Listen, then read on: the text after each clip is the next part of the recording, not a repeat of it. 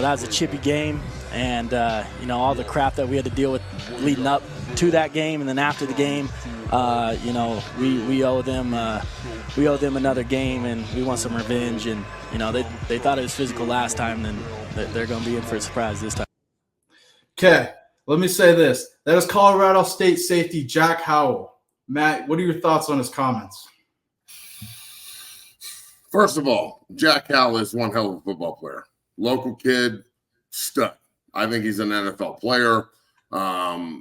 Smart of CSU to recruit him the way they did, made him a priority. I'm surprised he stayed there because he's the kind of guy that definitely would get plucked by a bigger place.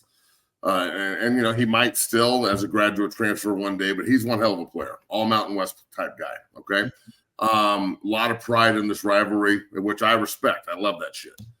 But this is what I wanted. I wanted one of the players to start chiming, dog, and he is. And he did it. They thought it was physical last year. Well, a lot of these guys weren't in that game last year, but the most important ones were. And you cheap shotted one of them, and he just happens to be the best player in the world. Mm-hmm. So, again, this is more CSU completely infatuated with Colorado. Bro, they're totally infatuated with the University of Colorado. They can't stop. Mm-hmm. They want to talk about it all day. They just can't. It's like Jack, you play Texas first. Focus on them. Again, mm-hmm. Here's the answer, all right? We play Texas first. We really need to focus on going to Austin and putting the best version of ourselves out there. We can focus on the University of Colorado week 3. They have a hell of a team. Last year was an absolute war. I expect this year to be no different. We need to focus on playing great football, and the extracurricular stuff can wait until after the game. Mm-hmm. That sounds like a professional answer to me, something that's been thought out. You feel me? This seems like just more of this, like, let's pour gas on the fucking fire and see what happens. And right now, I don't see a lot of response in Boulder. And that I love it. They're not playing the game. Let the media play the game. Let me play the game.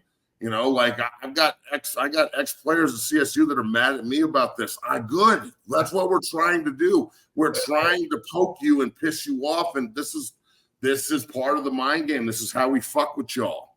So again, they are taking the bait big time. They can't stop. And it's just more gas on the fire. And more of it more of this like, hey, this is if they thought last year was physical, just wait. If they think they're tough, just wait. If they think they're cool, just wait. Like it's some hallway shit talking between a junior and a freshman or a senior and a sophomore. Like, you feel me? It's getting a little ridiculous. They're focused on the wrong thing. I mean, yeah, man, focus on week 3. Like, you got to focus on Texas, man. Sark and them are coming. You got to focus on week 1. People at my age tend to look too far ahead.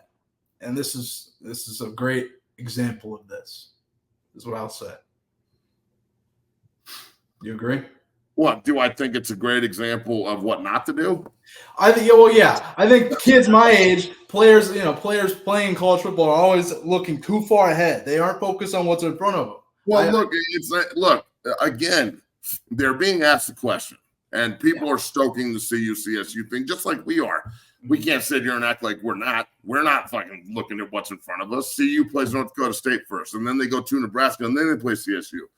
I'm just saying, this all started off with Jay Norvell saying he's not thinking about somebody, but he is. And then I just said I want a coach to get involved.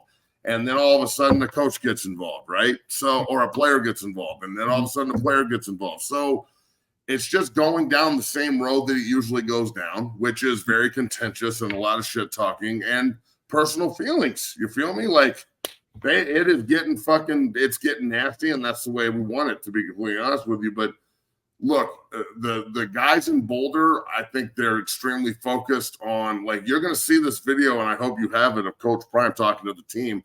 It's something we've talked about many times on the last, this is, the last dance with MJ. Mm-hmm. You feel me? Like, this is the last dance with Shador and Coach Prime and everybody else. So I think that there's two different narratives here. The kids in Fort Collins are focused on like, we just want to go kick the shit out of these guys because we fucking hate them. And CU's looking at this as like, this whole season is a one big, massive opportunity to either set up the rest of your life in the most productive way humanly possible, or crash, just nosedive. So, and I don't see this one happening, bro. They're too good, and it's the Sanders family, homie. Like, I just don't see it happening in any way, shape, or form from a negative standpoint.